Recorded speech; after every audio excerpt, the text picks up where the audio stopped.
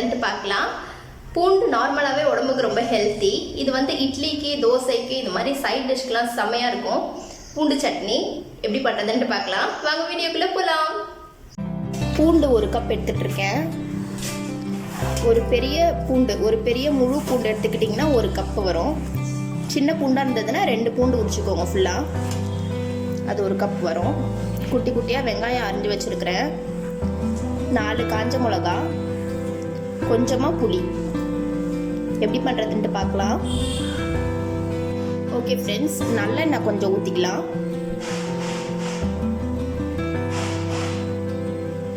நல்லெண்ணெய், பூண்டு சேர்த்துக்கோங்க.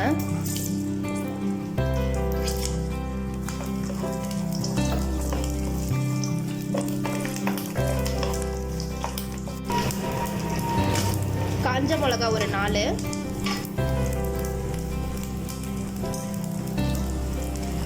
வெங்காயம்,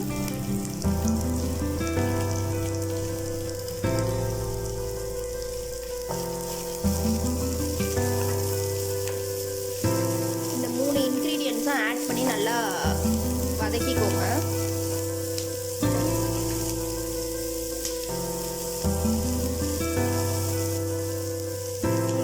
புளி அதிலே சேர்த்துருங்க.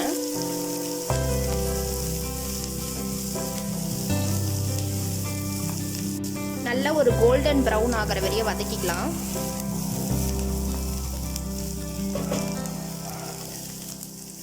நல்லா வதங்கிடுச்சு. இப்போ இதை ஆற வச்சிடலாம். ஓகே ஃப்ரெண்ட்ஸ், நான் இப்போ தாளிக்கிறதுக்கு நல்லெண்ணெய் ஊற்றிக்கோங்க.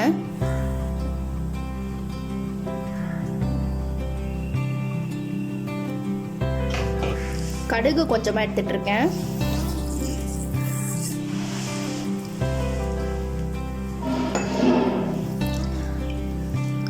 கருவேப்பிலை,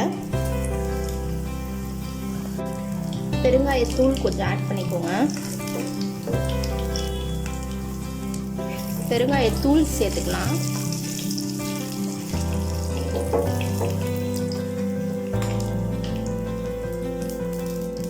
அரைச்சி வச்சிருக்கிறது எல்லாத்தையுமே இதில் சேர்த்துக்கலாம். உப்பு போட்டு அரைச்சி வச்சிருக்கிறேன்.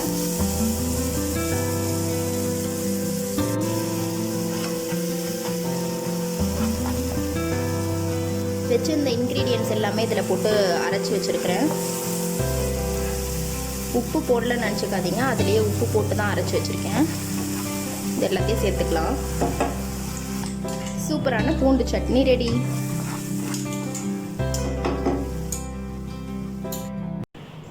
இட்லி வச்சு சாப்பிட்டிங்கன்னா கூட, எவ்வளோ இட்லி வச்சு சாப்பிட்டிங்கனாலும் கணக்கே தெரியாது. அந்தளவு இது தொட்டு சாப்பிட சொல்ல சூப்பராக இருக்கும். இந்த வீடியோ உங்களுக்கு பிடிச்சிருந்ததுன்னா லைக் பண்ணுங்கள், ஷேர் பண்ணுங்கள், மறக்காமல் சப்ஸ்கிரைப் பண்ணுங்கள். தேங்க்யூ.